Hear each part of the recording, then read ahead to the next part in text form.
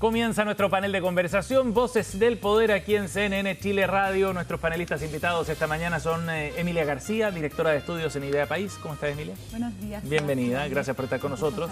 Y Daniel Grimaldi, director ejecutivo de Chile 21. ¿Qué tal, Daniel? ¿Qué tal? Muy buenos días. Gracias por acompañarnos esta mañana. Oye, ya tenemos el documento, formalmente tenemos el contenido de... final. Exacto. Final, este sí que sí. Claro, la versión última, .pdf, del proyecto de reforma constitucional que está presentando el gobierno dentro de su agenda de seguridad. Después de varios borradores, como decía Emilia, tenemos el texto que nos permite ya hacer un análisis más concreto. Echemos un vistazo a esto primero. Daniel, ¿cómo ves tú este proyecto en términos generales que establece un nuevo estado de excepción, genera varios cambios constitucionales para habilitar otras medidas legales? Lo primero que me llama la atención es que el presidente Kast en esta materia nuevamente se da la vuelta respecto a lo que dijo en campaña de que no necesitaba nuevas leyes, ni cambios constitucionales, ni muchas reformas legales para poder aplicar buenas políticas en seguridad, y ahora parece que lo pone como prerequisito para poder desarrollar una agenda de seguridad. Entonces ahí, ojo que es una más. Primero que no se iban a tocar los derechos sociales, que no se iban a tocar cosas, y está haciendo todo lo contrario. Entonces yo diría, cuidado. Lo segundo es que escuché de la boca del ministro Arrau hace algún tiempo que el principal problema de Chile es la percepción de inseguridad. También dentro del grupo de expertos coinciden que es eso el problema. O sea, si uno se concentra en el problema de seguridad en Chile comparado con el resto de América Latina y el mundo, lo que llama la atención acá no son las cifras de criminalidad, sino lo asustada que está la gente. Eso es un fenómeno muy interesante de tomar en cuenta. Por lo tanto, acá para el gobierno son más importantes la comunicación de las medidas para bajar esa ansiedad, esa percepción de que las cosas están mal, la percepción de miedo. Y en este sentido yo me explico medidas también como las del copamiento en los metros, mucho efectismo, mostrar que se están haciendo muchas cosas, pero eso no va a afectar las cifras directamente, van a seguir apareciendo los crímenes, lo mismo que estamos. Y yo veo esta reforma, la manera en que se está comunicando, en esa misma línea, es decir, poner reformas súper rimbombantes, súper estridentes, estado de seguridad, prácticamente estados de sitio, con una alta restricción de las libertades. Ellos saben que no se va a aprobar de esa manera. Hay gente dentro de su mismo sector que sabe que es inconstitucional coartar las libertades. Siempre se dice, bueno, nosotros somos los partidarios de las libertades, ¿cierto? A algunos les encanta el eslogan de Milei, viva la libertad, carajo. ¿Y dónde está la libertad? Acá hace mucho tiempo se dijo me parece que fue Benjamin Franklin en los Estados Unidos, a propósito de una discusión constitucional también, que quienes están dispuestos a perder, a sacrificar la libertad por la seguridad, están destinados a perder ambas, o son inmerecedores de ambas cosas. Yo creo que por acá tenemos que tener mucho cuidado en esas cosas. Lo veo como un asunto delicado, entonces, la propuesta. Sí, yo lo veo como un asunto muy delicado. No creo que vaya a salir así. Yo estimo que están sobreapostando acá a que esto se recorte. De hecho, el mismo presidente de la UDI dijo, nosotros lo vamos a apoyar. Y después de la reunión dice, no, salimos súper contentos. O sea, ¿qué? ¿Están especulando con esto? Y la especulación y lo que se va a comentar en los medios sobre eso es parte de agrandar este efecto de que el gobierno verdaderamente viene con una mano dura, porque lo que les preocupa más es la percepción de inseguridad, y lo dijo el mismo ministro hace un tiempo. Emilia, un primer vistazo a esto. Sí, yo creo que hay que hacer una recapitulación. Esta agenda se enmarca dentro de las dos grandes, diría yo, promesas de campaña del presidente Kast. Por un lado, la agenda de economía, que ya lo vimos muy fuertemente en los primeros meses, y ahora la agenda de seguridad, y responde a una demanda ciudadana muy sentida, que es, como decía bien Daniel, que estamos de acuerdo, y que generalmente, o sea, que pasa mucho más por la percepción, por la victimización, que por los delitos comunes y corrientes, pero eso no quita también que hayan delitos que uno tiene que atacar, y que sobre todo la reforma que se está presentando actualmente lo que busca es tener mayores herramientas para enfrentar el crimen organizado y el terrorismo, que son delitos que no son los que estamos acostumbrados en Chile. Efectivamente, en la mayoría de las cifras de delitos generales han disminuido, son muy poquitos, de hecho, los que han aumentado en estos últimos meses. Y eso, ayer escuché al ministro Raúl en Tolerancia Cero, se debe sobre todo a una gestión con las policías, con trabajo en terreno, y que también y él mismo reconocía que eso también se venía impulsando desde el gobierno anterior, no pasa solamente por este gobierno, pero efectivamente ante nuevos tipos de crímenes, como es el crimen organizado, que está cada vez más fuerte en Chile, esta reforma en teoría lo que buscaría es dotar de mayor herramienta al Estado para combatir esas dos cosas. Fenómenos nuevos, dice que requieren medidas nuevas. Es lo mismo que hablábamos hace un par de años a propósito del secuestro, que el secuestro era un delito que no existía en Chile y actualmente cada vez lo hay más. Y en ese marco creo que es donde debemos debatir la propuesta concreta que hace el gobierno. Efectivamente, a mí me ha llamado la atención estos últimos días como una propuesta que en teoría debiese unificar mucho al oficialismo y dividir a la oposición. Creo que está generando exactamente lo contrario. Las divisiones se han visto más bien en el oficialismo. Claro. Exactamente, el mismo Guillermo Ramírez de la UDI, pero hoy día en la mañana Andrea Valladares en otra radio amiga también era bastante crítica sobre algunos aspectos de la reforma, específicamente este nuevo estado de excepción, sin contrapeso durante mucho tiempo del legislativo, lo mismo lo de las prestaciones. Creo que hay mucho debate, no sé si es que eso responderá a una estrategia del Ejecutivo, como de tirar el tejo pasado para después negociar. Oye, para ir a algunos puntos bien específicos, ¿es deseable, es conveniente modificar la Constitución de esta forma para enfrentar el tema de seguridad y el combate al crimen organizado en particular? Se lo pregunto porque hay interpretaciones. Domingo Lovera, por ejemplo, abogado, dice que esto más bien, más que una razón técnica, tiene que ver con una razón política, que es la de presentar estas modificaciones para que las medidas que se quieren implementar después no sean bloqueadas en el TC, básicamente, no sean declaradas inconstitucionales. Sí. Entonces, desde el punto de vista de la estrategia y del cambio constitucional como un camino, ¿cómo evalúan ustedes eso? Yo creo que un poco responde a las dos. Insisto, recomiendo escuchar ayer al ministro Arrau en Tolerancia Cero porque a mí igual me hizo sentido alguno de sus argumentos, porque yo pensaba que no era necesario, por ejemplo, esto de discriminar en cárceles a los distintos tipos de reos. Le decían, bueno, pero ustedes mismos mostraron en la operación Cancerbero de la semana pasada que sí es posible separar a distintos reos sin una modificación constitucional. Claro. Y él decía, bueno, pero yo actualmente, al lunes, han pasado 3 días, ya tengo al menos 6 recursos de amparo y recursos de las familias de estas personas. Y lo que queremos hacer con esta reforma constitucional es que efectivamente no se pueda echar para atrás este tipo de medidas. A mí en ese sentido me parece persuasivo el argumento, pero ahora eso no quiere decir que políticamente tampoco estén viendo lo del Tribunal Constitucional, y en ese caso a mí me parece que es muy riesgoso solamente por términos contingentes y términos políticos, y porque ahora actualmente no les conviene actualmente a la composición del Tribunal Constitucional estar abriendo este tipo de medidas, sin perjuicio de que no creo que sea 100% político. Daniel. En términos técnicos yo no le veo mayor utilidad. La Constitución ya dice que es deber del Estado proteger la seguridad. Seguridad, y ahí se puede interpretar de diferentes formas. No es necesario más que eso. A mí me parece que esta estrategia más bien se parece en otro ámbito a lo que está señalando Donald Trump y pidiéndole a los demás países: sálganse de la Corte Penal Internacional, porque eso es un requisito para poder perseguir el crimen con toda la fuerza. Pero lo descartó el ministro. Lo descartó, pero está aplicando la misma estrategia al interior. Por la vía constitucional. Por la vía constitucional chilena, que quiere poner el tema para que eventualmente algún atropello de derechos no sea condenado porque está en la Constitución, porque... cuidado con esas cosas. No digo que esta sea la intención, pero se parece bastante.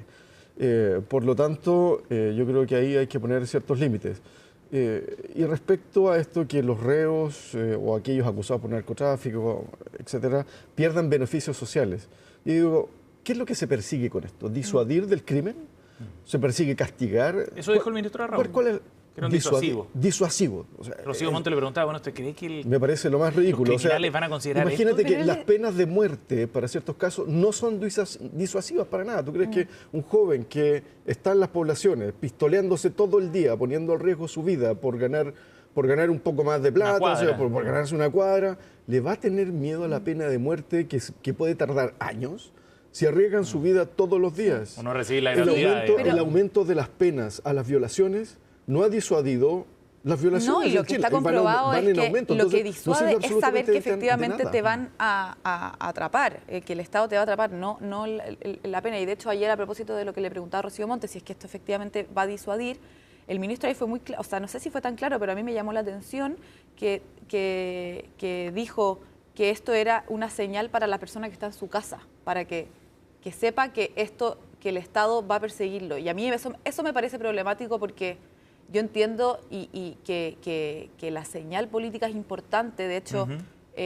yo creo que aunque el gobierno de Boric haya avanzado mucho en seguridad, nunca va a ser creíble porque el relato no acompañaba ese tipo de medidas, y ahora creo que estamos viviendo justo lo contrario. Puede haber un relato político de mucha orden, de mucha mano dura, pero a veces puede estar poco acompañado de la evidencia. Y si es que estas son solo medidas para proyectar hacia la ciudadanía y que hay mayor seguridad, pero no está basado en la evidencia, esto va a ser completamente ineficaz. Y de hecho, el ministro mismo lo dijo, la percepción de inseguridad, y por eso quieren copar, aparecer con todas estas medidas efectistas, rimbombantes, estridentes, para que la oposición también hable, los lleve y ellos puedan decir, bueno, entonces miren, ellos están del lado de los delincuentes. Eso es lo que quieren, me parece poco serio, me parece mediocre, me parece bajo.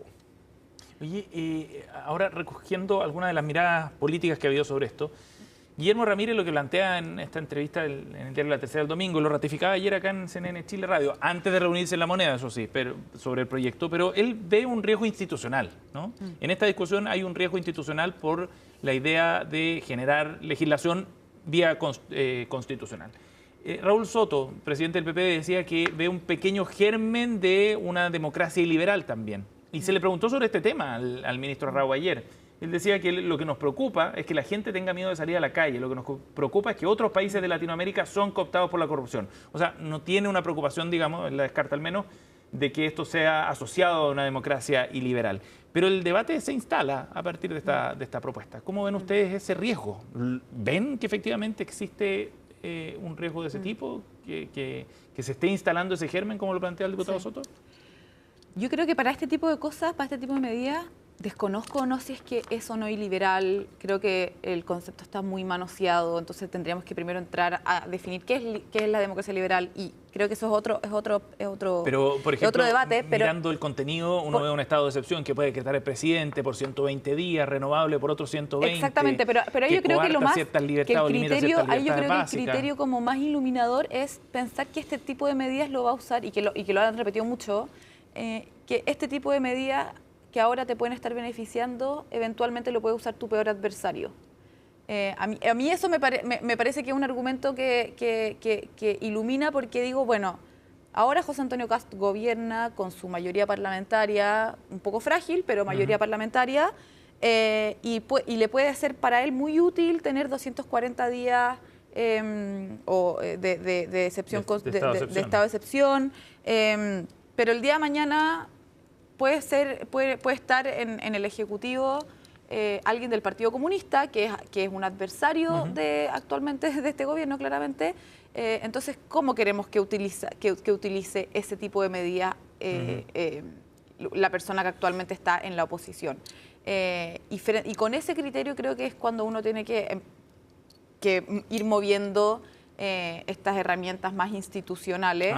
Si es que, puesto en esos términos, a mí me parece que no es tan conveniente hacer estos arreglos institucionales, porque el día de mañana se pueden declarar organizaciones iliberales, organizaciones que no necesariamente lo son.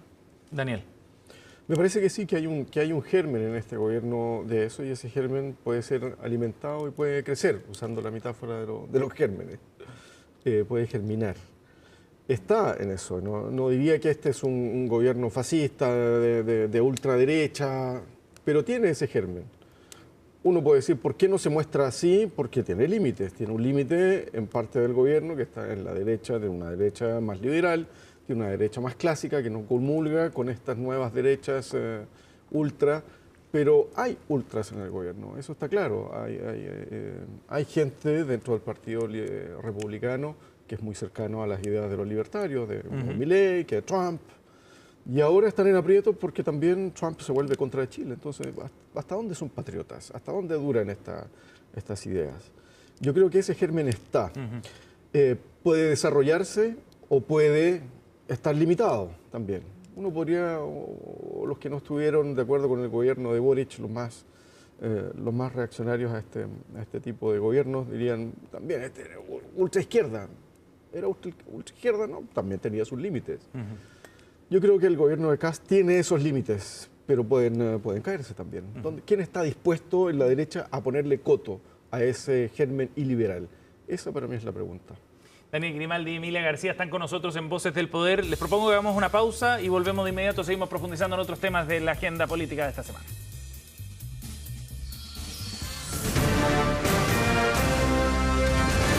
Hacemos una pausa y ya regresamos con CNN Chile Radio, AM.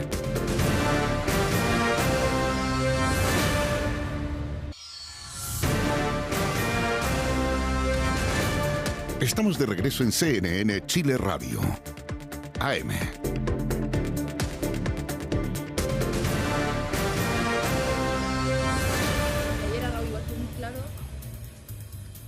Estamos de vuelta, seguimos aquí en CNN Chile Radio junto a Daniel Grimaldi y Emilia García en esta entretenida conversación de la mañana, muy noticiosa la semana por lo demás, y queríamos ir a otro tema. Ayer el presidente Kast presentó esta comisión para modificar el empleo público, ¿no? Es un tema que el gobierno ha diagnosticado como un asunto central para mejorar la gestión del Estado y por eso se convoca a una comisión bien transversal. Están ex subsecretarios como Heidi Werner, por ejemplo, representantes de distintos sectores, la ex ministra Lobos también, desde distintos sectores, en el arco político bien amplio. ¿Cómo ven ustedes primero avanzar en este tema? ¿Es algo urgente, Emilia, a tu juicio? ¿Es algo necesario o no? Yo creo que es una muy buena noticia. Esta es la modernización del empleo público, del estatuto administrativo, como queramos llamarle. Bueno, yo capaz soy muy joven, pero yo lo vengo escuchando todas las campañas presidenciales de las que tengo recuerdo, como una promesa tanto de izquierda como de derecha. Se ha debatido harto sobre esto. Exactamente, y me imagino que entonces es una promesa porque efectivamente hay un problema y hay un diagnóstico medianamente compartido de que el empleo público actualmente al menos es muy burocrático, de que no tiende a la eficiencia de los procesos y bueno, yo creo que entonces en ese sentido una buena señal que se haya conformado esta mesa, que como tú bien decías, de manera muy transversal, que tiene un plazo muy determinado, entiendo que son como 120 días para presentar una propuesta, y que así el gobierno tenga más o menos 3 años más para presentar modificaciones.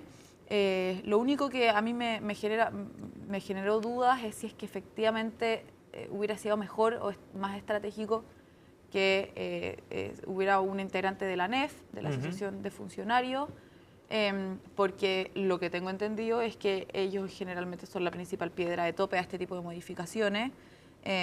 Así que, pero nada, yo me felicito la iniciativa y espero que sea de carácter transversal, las mismas decisiones o las medidas que quieran impulsar sean transversales y no sean desde el punto de vista como de la trinchera ideológica. Y aprovechando que vienen de centros de estudios que abordan temas de esta naturaleza, ¿hay más o menos consenso en estos diagnósticos, Daniel, o no? Yo creo que el consenso es que se necesita una reforma.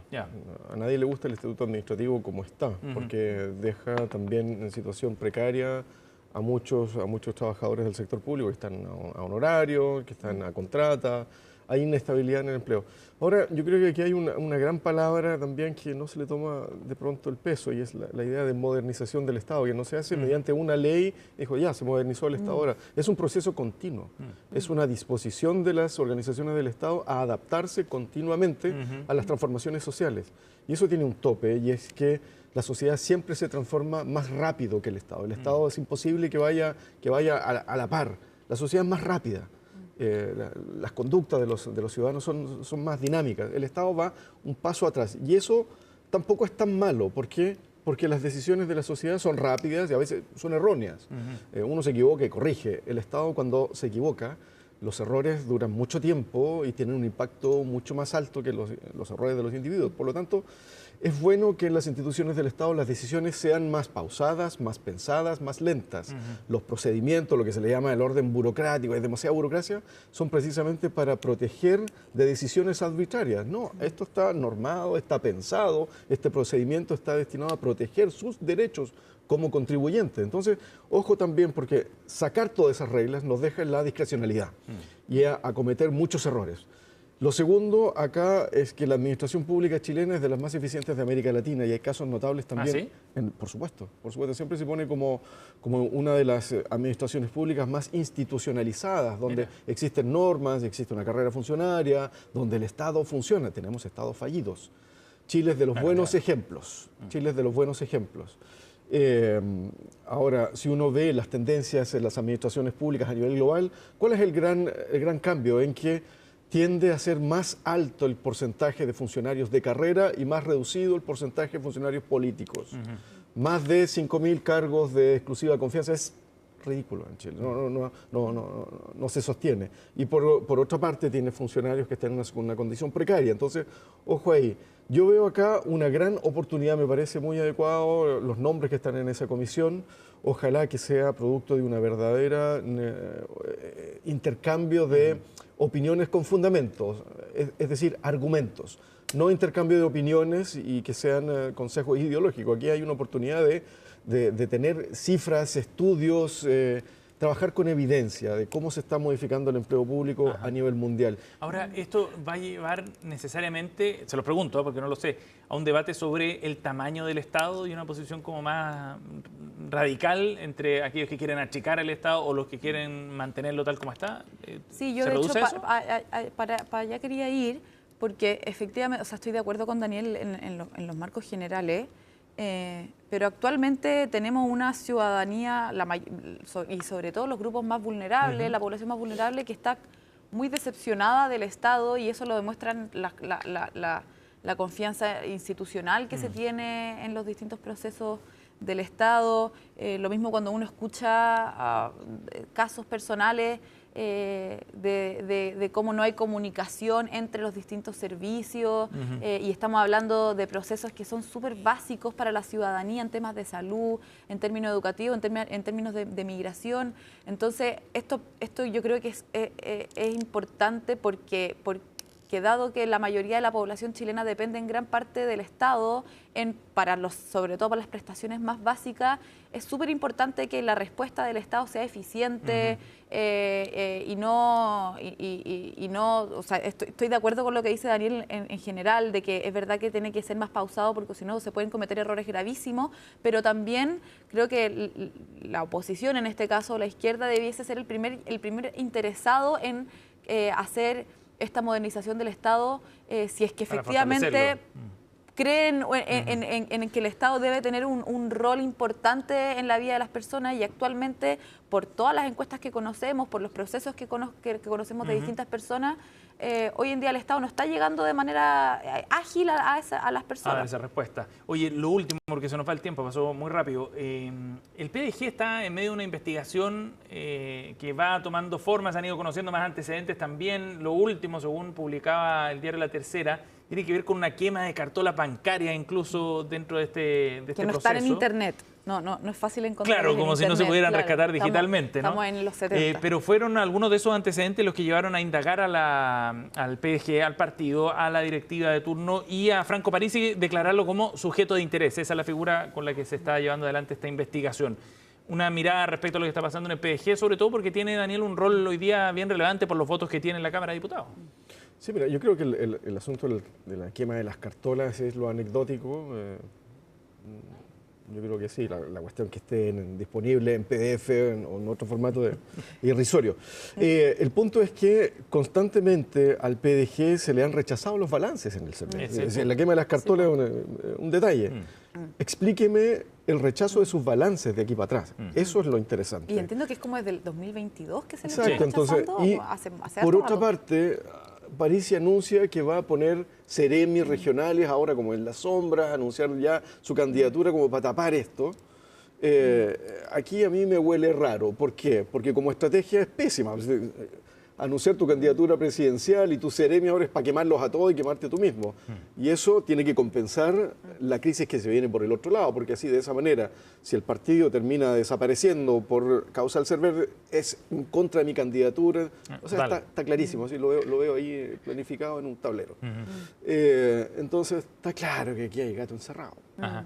Emilia. Y sobre todo, como que es paradójico que sea sobre todo el partido de la gente el que esté sufriendo esto, que era un partido que partió denostando los partidos políticos por su falta de transparencia y de hecho hasta el día de hoy proponen mecanismos de democracia directa al interior del partido, que los mismos parlamentarios del partido de la gente tomen sus decisiones y voten en el Congreso a partir de las decisiones que toman las propias bases.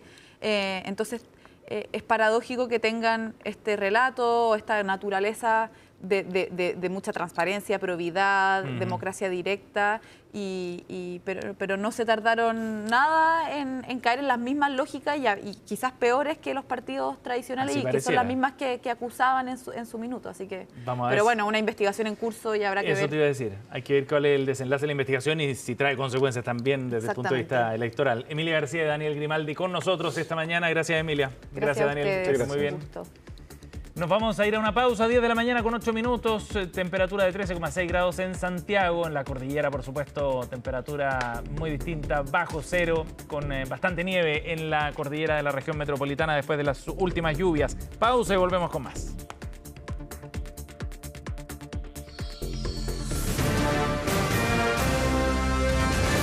Hacemos una pausa y ya regresamos con CNN Chile Radio, AM.